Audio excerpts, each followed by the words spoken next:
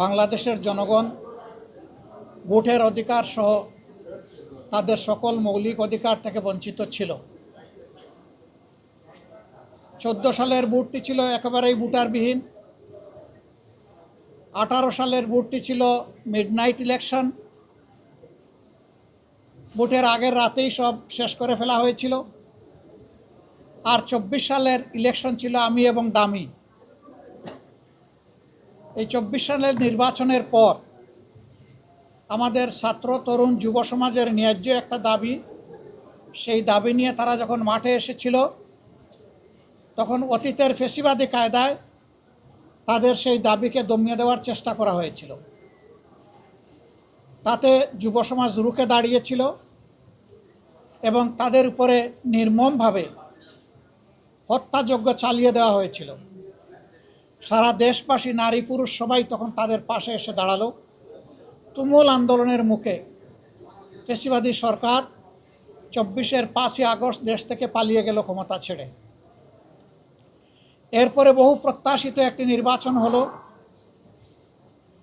এবছরের 12ই ফেব্রুয়ারি।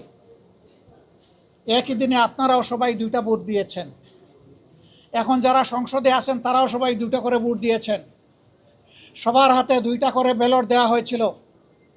কোথাও থেকে একটা রিপোর্ট আসে নাই যে ব্যালট যখন 2টা হাতে দেওয়া হয়েছে তখন বলেছে না আমি একটা নেব আর একটা নেব না। এখন যারা সরকারি দলে আছেন তারাও নিয়েছেন, আমরাও নিয়েছি, সাধারণ জনগণও নিয়েছে। সরকারি দলের নেতা, মাননীয় প্রধানমন্ত্রী, সংসদ নেতা, তিনিও জনগণকে বলেছেন আপনারা গণভোটে হা বলুন। আমরাও জনগণকে বলেছি গণভোটে হা বলুন। তারাও ওয়াদা দিয়েছেন জনগণকে গণভোটে হা বিজয়ী হলে আমরা জনগণের রায় বাস্তবায়ন করব। এই হায়ের দাবি অনুযায়ী 2টা শপথ নেওয়ার কথা, একটা সংসদ সদস্যের শপথ আর একটা সংস্কার পরিষদ সদস্যের শপথ। আমরা বিরোধী দলীয় 77 জন আমরা যারা ছিলাম সবাই আমরা 2টো শপথ নিয়েছি, কিন্তু সরকারি দল তারা এই শপথ একটা নিয়েছেন আর একটা নেন নাই। তারা শুধু সংসদ সদস্য হিসাবে শপথ নিয়েছেন। সেই বিষয়গুলো আগেই আমরা আপনাদের সামনে পরিষ্কার করেছি। জাতিকে দেওয়া ওয়াদা তারা এখন যুক্তি তুললেন যে সংবিধানের মধ্যে গণভোটের কোনো প্রভিশন নাই। সংবিধানের ভিতরে যদি গণভোটের প্রভিশন থেকে না থাকে তাইলে 26 সালেও কোনো নির্বাচন নাই। সংবিধানে তো 26 সালে নির্বাচন হওয়ার কথা না, সেটা 29 সালে গিয়ার কথা। এইটাও সংবিধানে ছিল না। জনগণের উইল হচ্ছে সুপ্রিম ল। জনগণ চেয়েছে, এই জন্য ফ্যাসিস্ট সরকারকে জনগণ বিদায় দিয়েছে, কোনো সংবিধানের আলোকে বিদায় নেয়নি। সেই সরকার বিদায় নেওয়ার পরে জনগণের অভিপ্রায়ে একটা সরকার গঠন হয়েছিল এবং সেই সরকারের জারি করা আদেশের আলোকেই গণভোট এবং সংসদ নির্বাচন অনুষ্ঠিত হয়েছে। এখন গুস্ত হালাল আর জুল হারাম। একটা যদি হালাল হয় আরেকটা হারাম হয় কিভাবে? তারা এখনো বলছেন এটা সংবিধানে নাই। তাহলে সংবিধানে এই সরকারেরও প্রভিশন নাই এখন যেটা গঠন হয়েছে। সংবিধান অনুযায়ী এখন কোনো সরকারি দল নাই, পালায়ে গেছে। সংবিধান অনুযায়ী এখন কোনো বিরোধী দল নাই, সেটাও পালায়ে গেছে। আপনি সংসদ মানবেন, সরকার মানবেন, জনগণের অভিপ্রায়ের এক অংশ মানবেন, আরেক অংশ মানবেন না। গণভোটকে অস্বীকার করবেন, বলবেন 51% মানুষ আমাদেরকে ভোট দিয়েছে। তো 68.6% মানুষ যে গণভোটে হা বলেছে, 51% বড় না ওইটা বড়? এই 51% তো বাস্তবায়ন হয়েছে। আমাদের অনেক রিজার্ভেশন থাকা সত্ত্বেও আমরা মেনে নিয়েছি, শান্তি শৃঙ্খলার স্বার্থে, গণতান্ত্রিক ধারা ফিরে আসুক সেই স্বার্থে। তাহলে বেশিরভাগ জনগণের অভিপ্রায়কে আমরা অস্বীকার করব কিভাবে? আমরা জনগণের সাথে বিশ্বাসঘাতকতা করতে চাই না। জনগণকে আমরা কথা দিয়েছি গণভোটের রায় বাস্তবায়নের জন্য সংসদের ভিতরে আমরা লড়ে যাচ্ছি, আপনারা দেখতে পাচ্ছেন। আমরা লড়ে যাব এবং একই সাথে জনগণকে সাথে নিয়ে রাজপথে আমরা লড়ে যাব ইনশাআল্লাহ। এ দাবি বাস্তবায়ন না হওয়া পর্যন্ত আমাদের অবস্থান অপরিবর্তিত, আমাদের লড়াই চলবে।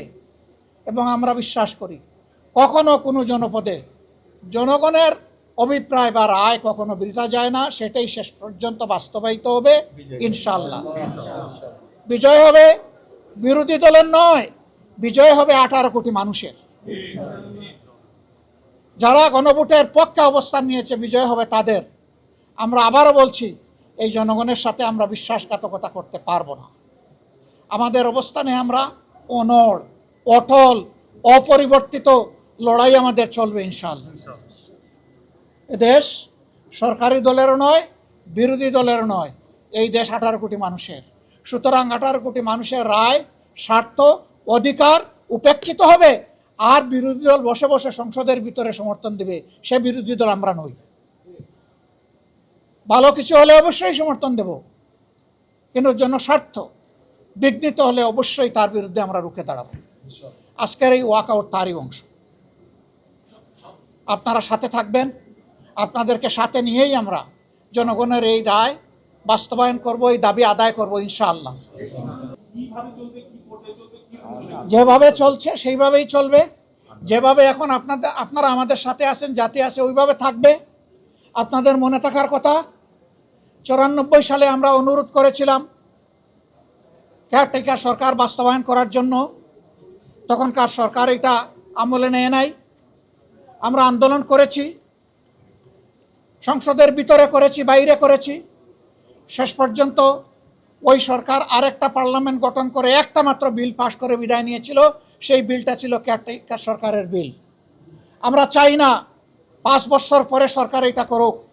আমরা চাই সরকার তাদের দেওয়া ওয়াদায় ফিরে আসুক, জনগণকে সম্মান করুক, অবিলম্বে তা বাস্তবায়ন করুক।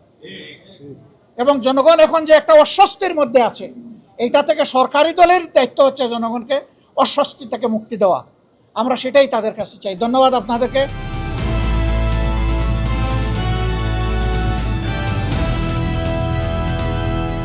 দিনাজপুর টিভি, মানুষের জীবনের কথা বলে।